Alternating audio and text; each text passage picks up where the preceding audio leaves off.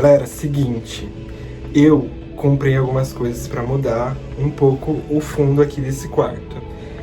Porque, né, muito branco assim, sabe? Tipo, tem ali, né, aquela questão aqui, ó, desse quadro. Mas eu tava querendo pôr mais coisas. E aí, eu tava vendo em outros lugares, Pinterest, essas coisas. E consegui comprar isso daqui, ó. Tipo, eu não sei como falar o que é isso. Tipo, é uma impressão, mas é diferente, sabe? É um outro papel, não... Enfim, comprei e aí eu vou colocar aqui. Mas antes, eu quero mostrar esse, porque esse, assim, foi o que eu pirei total. Gente, juro, olha isso! Tipo, galera, são primatas. Eu não sei qual que é, o quanto, assim, eu já falei sobre isso, mas, bom, quando a gente estuda neurociências, tem a neurociências comparadas e nós somos primatas, os seres humanos são primatas, então a gente tem que comparar com o nosso grupo, os primatas. E, tirando isso, né, desde pequeno eu sou fissurado em qualquer tipo de animal, sempre gostei, então, tipo, ter isso ali, sério. E tinham outras ordens, né, cetácea, enfim, várias outras. Eu não sei se eu vou comprar mais, né. Porém, já tô muito feliz com essa. E tipo, ele é... Eu não sei se dá pra ver. Tá focando. Mas é tipo, é um tecidinho, sabe? Enfim, galera. E aí, o rolê de hoje vai ser isso, né? Pôr aquilo... Opa! Pôr aquilo lá. Então... Só que aí o rolê é um rolê porque entra nessa questão de como que eu vou fazer isso. Eu não queria colocar fita, porque fita... Depois que você tira, né, depois que fica um tempo... Primeiro que com o tempo ela vai cair. Segundo que pode arrancar a tinta, né? Eu já tive experiências com isso. Por isso que eu tô falando. Mas eu acho que vai ser isso mesmo, não tem outra solução. Mas também tem outro porém. Como, né? Como colocar...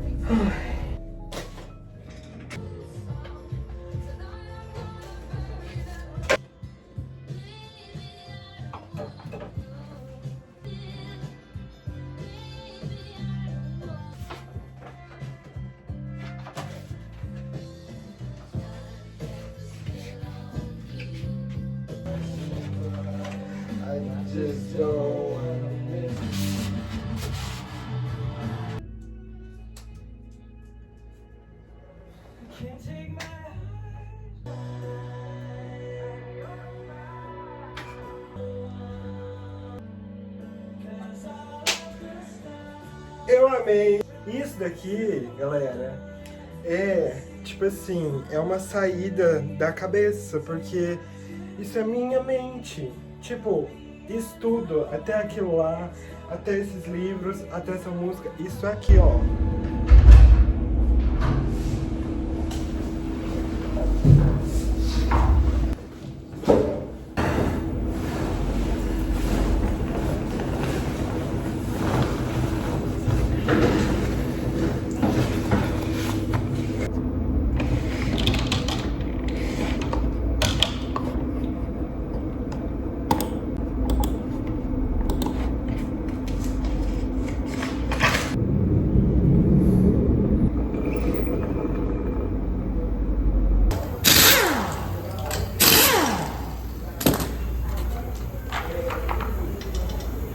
Gente, antes da gente começar a conversar, eu preciso falar que tem uma novidade, peraí.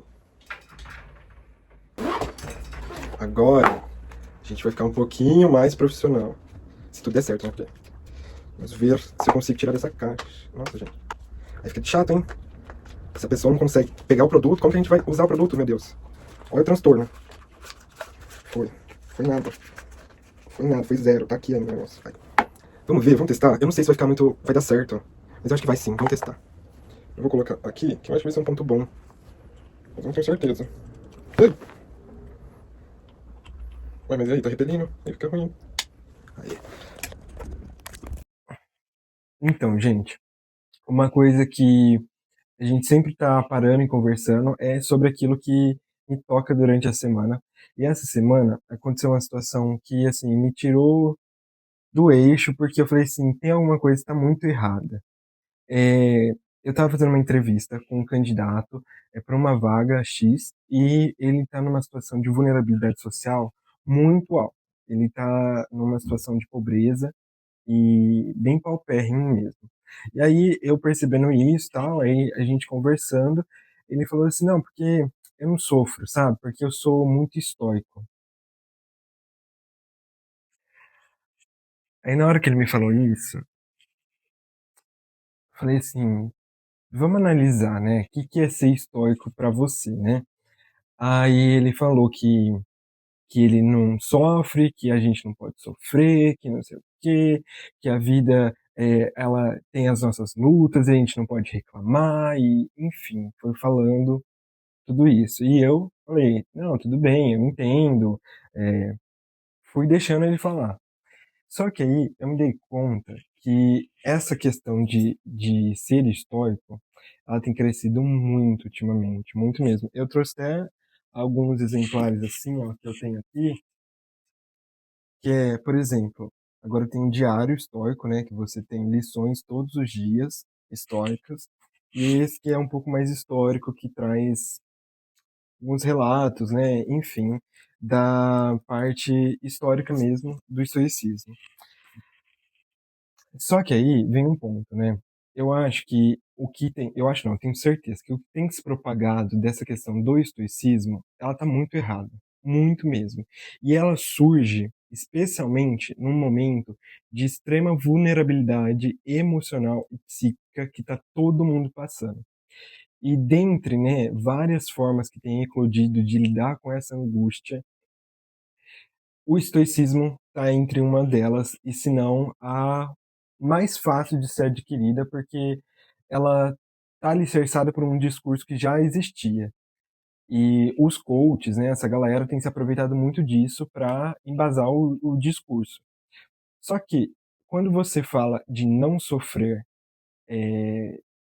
por ser uma visão estoica, né, essa coisa da disciplina, da razão, do logos, enfim, cara, isso assim vai numa margem totalmente contra aquilo que a gente realmente precisa fazer para lidar com uma situação que nos é frustrante, que nos é dolorosa, que, enfim.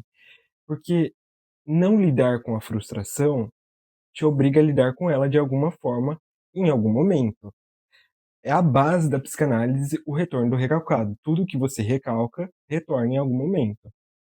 E assim, as pessoas, elas não têm nesse momento de desafetação, né, que a gente tem vivido isso de não se afetar, não se afetar e nem deixar-se ser afetado. Então você cria essa camada em que você não é afetado pelo outro e nem se deixa se afetar. E isso é um recorte, um retrato de gente que tem sofrido e já sofreu muito esse bloqueio emocional. E assim, voltando a essa questão do estoicismo, ela entra para alicerçar, para trazer referência nesse discurso de bloqueio emocional. Então, assim, uma pessoa que está em sofrimento, ela precisa entender esse sofrimento, simbolizá-lo e elaborá-lo de alguma forma. É, e a gente espera que seja de uma forma positiva, de uma forma que não seja nociva, enfim, tá aí a terapia. Mas quando você só fala assim: "Não, não vou lidar com a dor, porque eu sou estoico, porque a minha razão vem em primeiro lugar", primeiro, gente, que você encarar que razão e emoção são coisas separadas, já tá muito errado. Tipo assim, a pessoa não sabe o que que é uma neurociência, básica. Você não existe somente razão e somente emoção.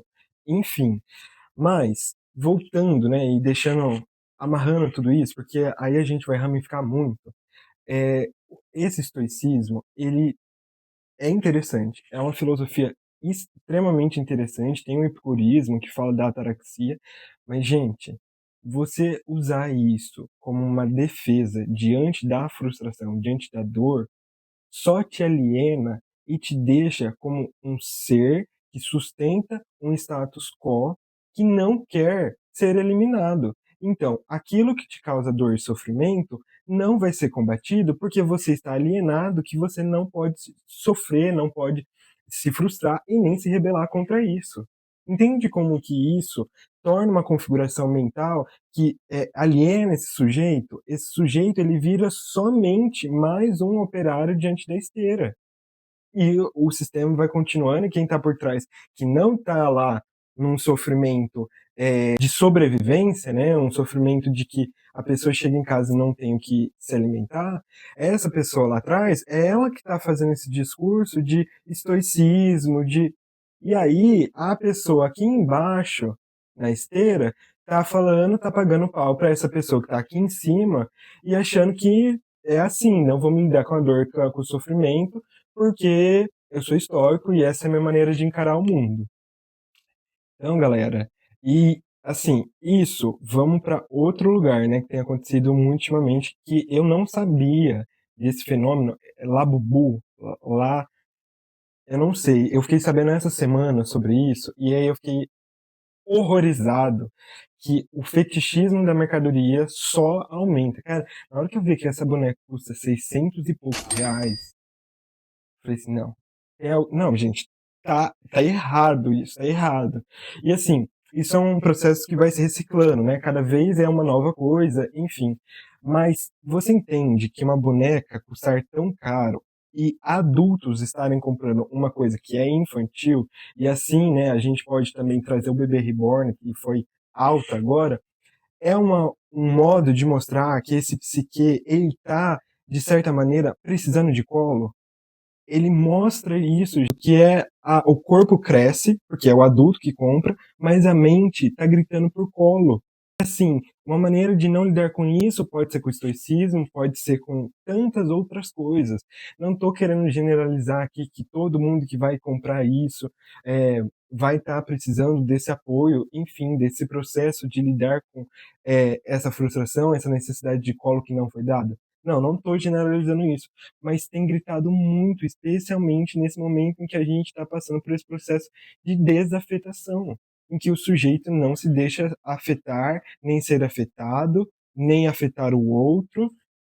Enfim, galera, eu só assim, muitas coisas que eu fiquei chocado como que a gente tem lidado mal, porque a gente é desalfabetizado para lidar com questões emocionais, com a frustração, com o desamparo, com a angústia, enfim. Tomem cuidado com aquilo que vocês estão usando para tamponar uma dor.